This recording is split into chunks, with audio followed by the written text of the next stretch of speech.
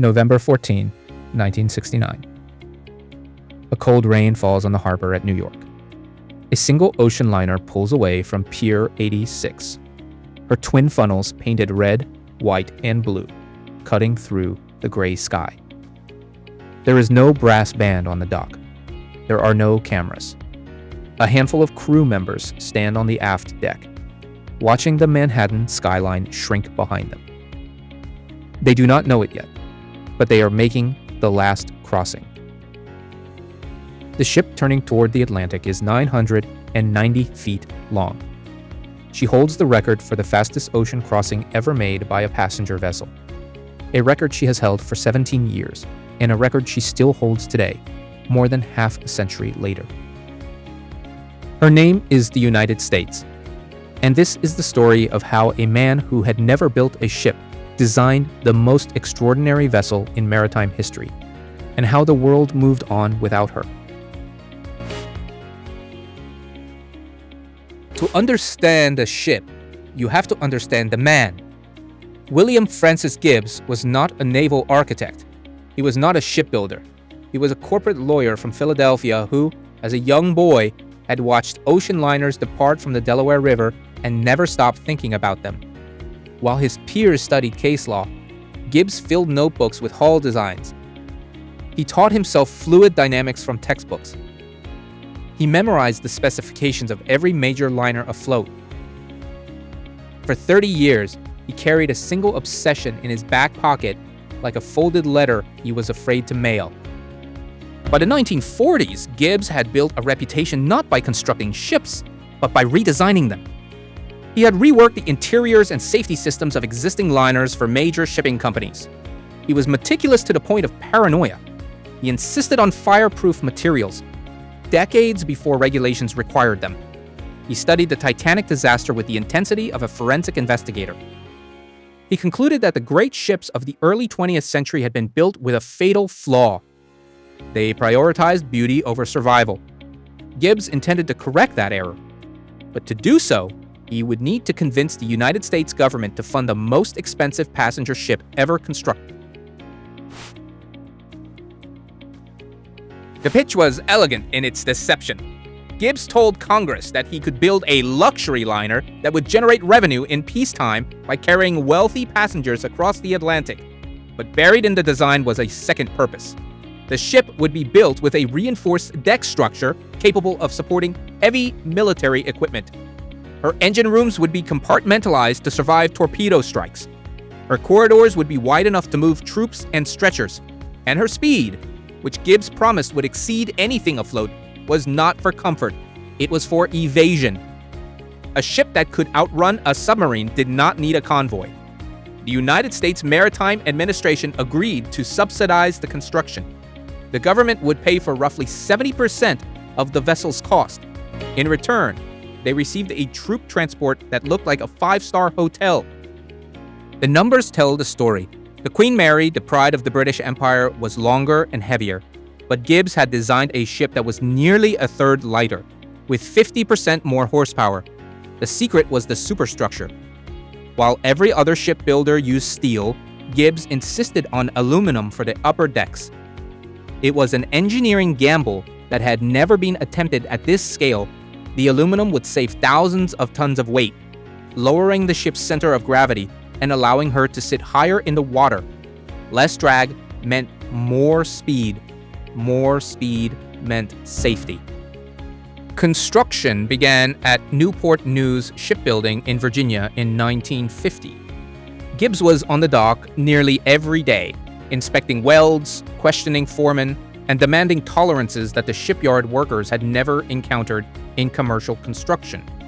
He required that the hull plates be fitted so precisely that a credit card could not slide between them. When a supplier delivered a batch of aluminum that was a fraction of an inch out of specification, Gibbs rejected the entire shipment and delayed the project by 3 weeks. The workers called him impossible. The engineers called him brilliant. The truth, as it usually is, was both. On July 3, 1952, the United States departed New York on her maiden voyage. Aboard were diplomats, journalists, and a carefully selected group of passengers who had paid the equivalent of several thousand modern dollars for a first-class ticket. Within hours, it was clear that Gibbs had built something that defied expectation. The ship did not simply cross the ocean. She attacked it. She reached England in 3 days, 10 hours, and 40 minutes. She shattered the existing record by more than 10 hours. Her average speed was 35.59 knots, with a peak speed of 38.32 knots. That is 44 miles per hour in a vessel the size of 3 football fields. The British press, which had held the blue ribbon, the unofficial trophy for the fastest Atlantic crossing, for decades, was stunned. The record still stands today. No passenger ship has ever gone faster. But speed was only half of what Gibbs had engineered. Below the waterline, the ship was a marvel of thermal management. Her boilers operated at pressures that rivaled naval destroyers. Her engine rooms were divided into separate watertight compartments, each capable of functioning independently if the others were flooded. Her ventilation system could completely replace the air in every cabin every 3 minutes. In the event of a catastrophic fire, the entire ship could be sealed into independent fire zones within seconds. Gibbs had not built a liner. He had built a machine that happened to carry passengers. Above the engine rooms, the experience was deliberately restrained. This was not the ornate, gilded excess of the European liners. There were no crystal chandeliers that could swing in a storm. There were no wood-paneled smoking rooms that could fuel a fire. Gibbs had insisted that every material aboard the ship be fireproof or fire-resistant.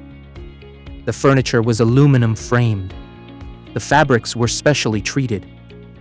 Even the art on the walls was created from non-combustible materials. The result was an interior that felt modern, almost austere, but possessed a quiet confidence that no amount of gold leaf could replicate. A day aboard the United States followed a rhythm that has nearly vanished from modern life. You woke to the sound of the ocean, not to an alarm on a glowing screen. Breakfast was served in a dining saloon that seated 700, with silver service and fresh flowers replaced twice daily. You spent the afternoon reading in the observation lounge or walking the promenade deck, watching the Atlantic slide past at 35 knots. In the evening, you dressed for dinner. You sat with strangers who became acquaintances over 7 courses, and you danced while the ship carried you 200 miles closer to Europe. The journey was not a delay between departure and arrival. The journey was the point.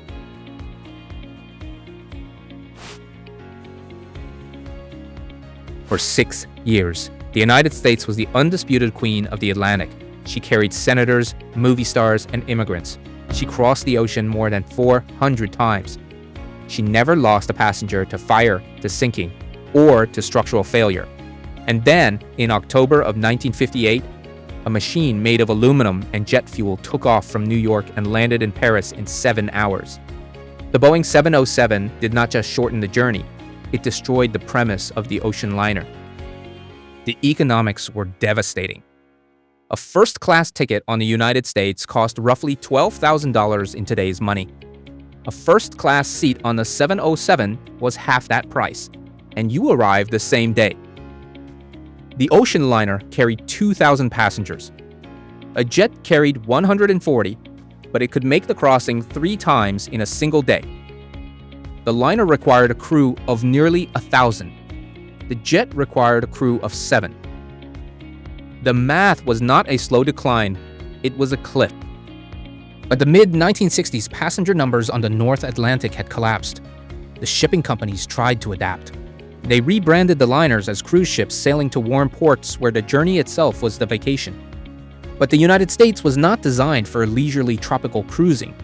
Her hull was built for speed in rough North Atlantic seas. Her aluminum superstructure was optimized to cut through freezing headwinds. not to idle in the Caribbean. She was a thoroughbred asked to pull a plow. On November 14, 1969, the United States sailed from New York for the final time. There was no announcement of a return date. The crew was told to pack personal belongings. When the ship arrived in England, the passengers disembarked, and the crew was quietly dismissed. The funnels were extinguished.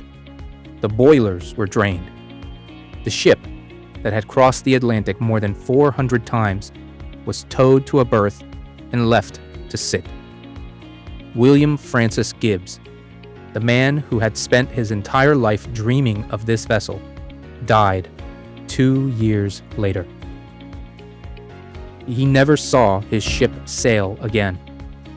What followed was more than half a century of slow decay. The ship was moved from England to Virginia, then to Philadelphia, where she was tied to a pier on the Delaware River. Her aluminum superstructure, which had made her so fast, resisted the rust that consumed her steel contemporaries. But her interiors were stripped. Her lifeboats were removed. Her hull became home to birds and silence. Various owners promised restoration. None delivered. The ship that had been the pride of American engineering became a ghost. Visible from Interstate 95, a monument no one could agree on how to save. In 2024, a new plan emerged. A nonprofit foundation, which had spent decades trying to raise funds for a full restoration, concluded that the cost of saving the ship had exceeded what was financially possible. The proposal shifted. Rather than restore the United States as a museum or a hotel, the plan called for sinking her, deliberately, off the coast of Florida, where her hull would become the largest artificial reef in the world.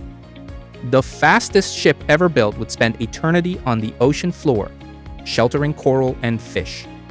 It is an ending that is both practical and deeply sad. When you stand on the deck of a modern cruise ship, you are standing on a floating resort. It is designed for entertainment. It has water slides and casinos and theaters. It is a destination that happens to move. But when William Francis Gibbs stood on the deck of the United States in 1952, he was standing on something entirely different. He was standing on the peak of an era when crossing the ocean was an act of engineering courage, when the journey demanded respect, when we built machines not to distract us, but to carry us through the dark water with speed, safety, and a quiet, unspoken dignity. Is there a machine from the past that you believe deserved a better fate? A building, a vehicle, or a piece of infrastructure that was abandoned before its time? I would like to hear what you remember. Leave your story in the comments. Until next time, respect the engineers who built the world you inherited.